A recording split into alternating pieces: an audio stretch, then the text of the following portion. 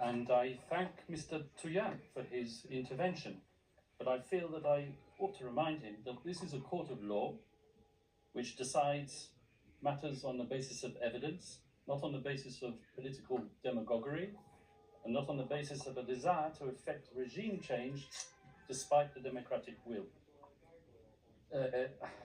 And certainly not on the basis of statements made by Ombudsman Jesus Crispin Remula, who professed that domestic justice would be denied, according to Mr. Boutouyan, because of the lack of forensic reports and police reports.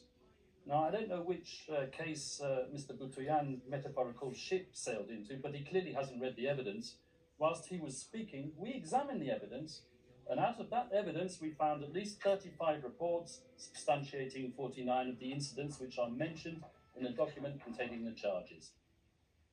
Your Honours, Rodrigo Duterte was and will always remain a unique phenomenon.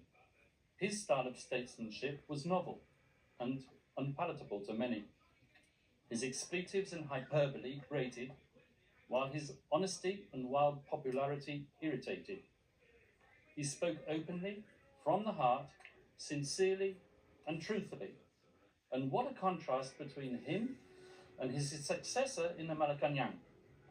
For President Rudy, his word was his word, and the people knew it.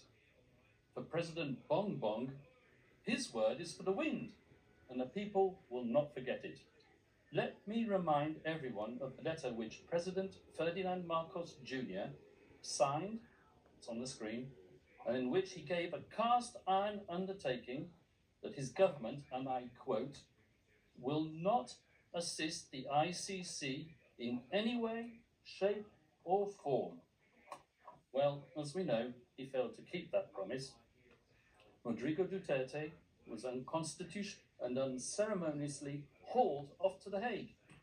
And when called upon to defend his master's actions and the said letter at a Senate committee hearing, the then Secretary for Justice, once again Mr. Jesus Crispin Remula, persisted with the same dishonest theme. And I quote his words, "We did not assist the ICC. We continue with the very tenor of the letter that we did not assist the ICC and we did not have any contact with them."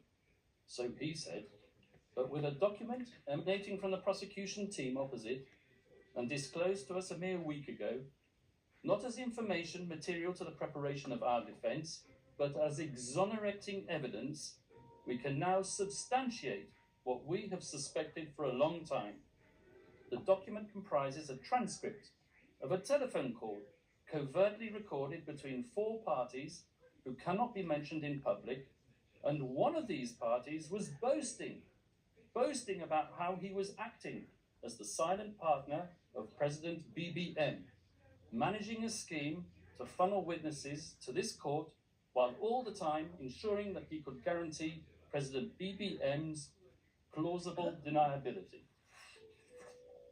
So it is indeed the defence case that President Ferdinand Marcos Jr. set out to neutralise Rodrigo Duterte and his legacy. Yes, Mr. Deputy Prosecutor, I used that legendary word, neutralise, so central and so essential to your case theory, because you know just as well as me that I'm using the term metaphorically. And now I turn to the substance of the charges, but before I do, a word or two about the geopolitical context. The scourge of illegal narcotics is not unique to the Philippines. As we all know, it afflicts Latin America, where I can name 3 countries where the death rate at the hands of vigilantes and law enforcement agents per capita population is higher than it ever was under Duterte.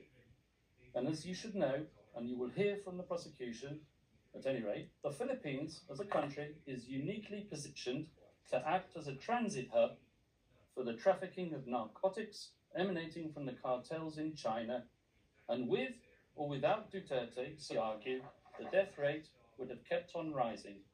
Indeed, as we will prove with statistics and reports, the death rate flowing from narcotics-related crime actually increased after Rodrigo Duterte left